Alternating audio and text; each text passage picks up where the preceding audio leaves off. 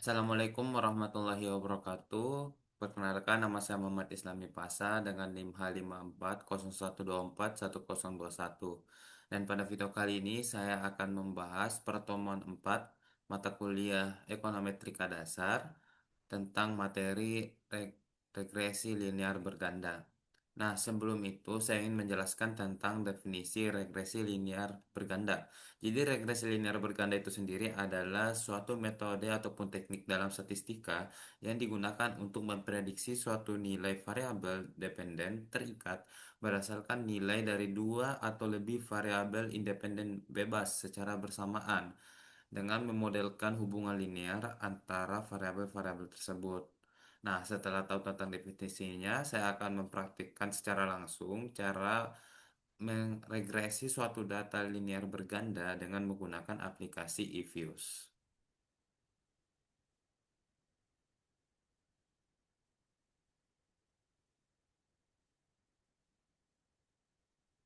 Nah, yuk kita masuk ke eViews-nya terlebih dahulu.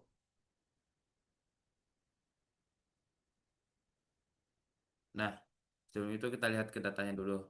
Nah, jadi data pada pertemuan kali ini tuh, jadi di sini ada Y yaitu GDP, X1-nya itu investment atau investasi dan X2 atau X2-nya itu ekspor. Menggunakan data tahunan dari rentang waktu 1971 hingga tahun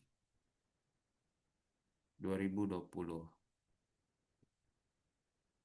Nah, pada World File Create ini kita data spesifikasinya kita pilih di frekuensi annual tahunan. Terus targetnya tadi berdasarkan data kita yaitu di tahun 1971 hingga 2020.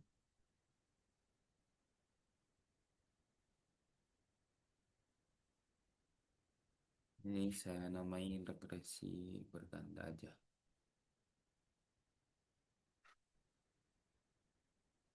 Oke, setelah ini kita masuk ke view, kita masuk ke quick dan pada quick ini kita pilih empty group, edit series.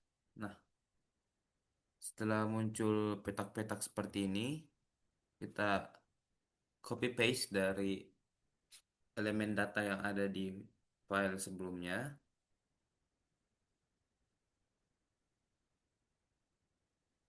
Ops.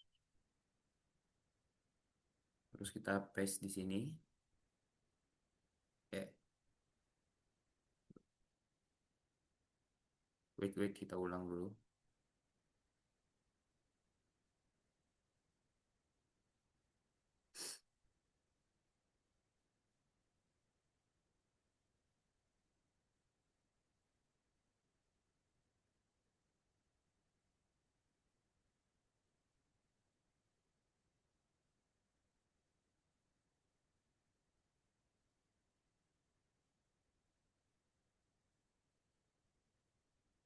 Nah, kita tercopy paste, kita ubah untuk nama datanya ini yang ser 01 kita ganti jadi Y,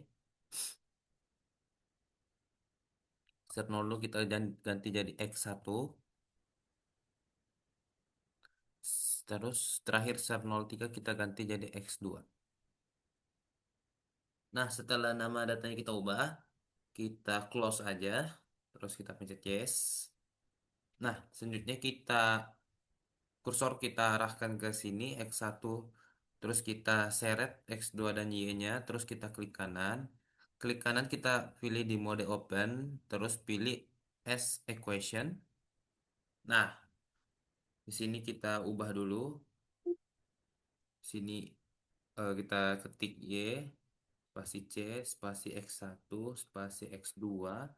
Terus kita cek untuk metodenya kita menggunakan least square, NLSN ARMA, dan selanjutnya kita pencet OK. Nah, setelah pencet OK maka keluarlah hasil yang kita inginkan. Ada data-data yang kita perlukan untuk regresi linear berganda. Selanjutnya, setelah kita mendapatkan hasilnya, saya akan menginterpretasikan hasil tersebut. Nah, jadi pertama saya ingin menginterpretasikan dari segi dugaan parameter terlebih dahulu, yaitu nilai alfa dan beta 1 dan beta 2. Jadi nilai alfanya di sini kita bisa lihat di koefisien C di sini. Nah, jadi koefisien C-nya di sini itu bernilai 15.766,29, di mana ini menandakan bahwasannya rata-rata GDP ketika besaran investasi dan ekspor itu adalah nol. Jadi kita tahu ketika nol dari investasi dan ekspornya itu sendiri, maka nilai GDP akan berkisar sekitar 15.766,29. Nah, selanjutnya untuk nilai beta satunya kita bisa lihat di bawah sini, X1, yaitu 0,737, di mana itu menandakan bahwasannya jika rata-rata investasi naik sebesar 1, maka diduga rata-rata GDP itu bakalan naik juga sebesar 0,737. Berarti ada hubungan positif antara GDP dan investasi. Ketika investasi naik, maka GDP ikutan naik. Selanjutnya untuk nilai beta 2-nya yaitu kita lihat di koefisien X2 yaitu 0,549, di mana itu menandakan bahwasanya jika rata-rata ekspor itu naik sebesar 1, maka diduga rata-rata GDP itu juga bakalan naik sebesar 0,549, di mana juga itu sama dengan investasi, sama-sama hubungannya positif. Jadi ketika nilai ekspor itu naik, maka GDP juga pasti akan naik gitu. Selanjutnya kita lihat untuk nilai koefisien determinasi atau nilai R square. Jadi R square-nya di sini tuh kita bisa lihat di sini R square 0,5877, apabila dikonversikan ke persen maka sama dengan 58,77%, di mana itu dapat kita interpretasikan bahwasanya sebesar 58,77% keragaman GDP itu dapat dijelaskan oleh keragaman investasi dan ekspor. Namun sisanya 41,23% sekian itu dapat dijelaskan oleh faktor-faktor lain yang terdapat di luar model. Nah, terakhir kita akan menginterpretasikan nilai uji T dan uji F.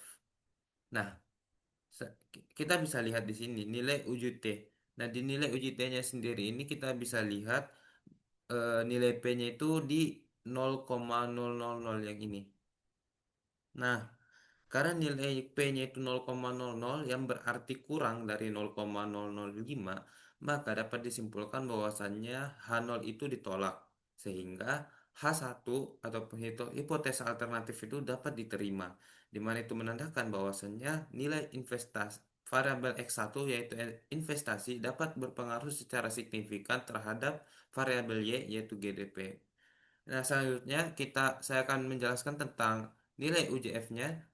Nah, UJF-nya sendiri kita dapat lihat di sini, Prof F statistik, yang dimana nilai itu 0,000 juga sama seperti nilai UJT, yang dapat diartikan bahwasannya H0 itu ditolak dan untuk hipotesa alternatif ataupun hipotesa satu itu diterima, di mana investasi dan ekspor itu dapat secara sama-sama mempengaruhi dari variabel Y secara signifikan, yaitu dapat mempengaruhi si GDP ini secara signifikan. Jadi gitu.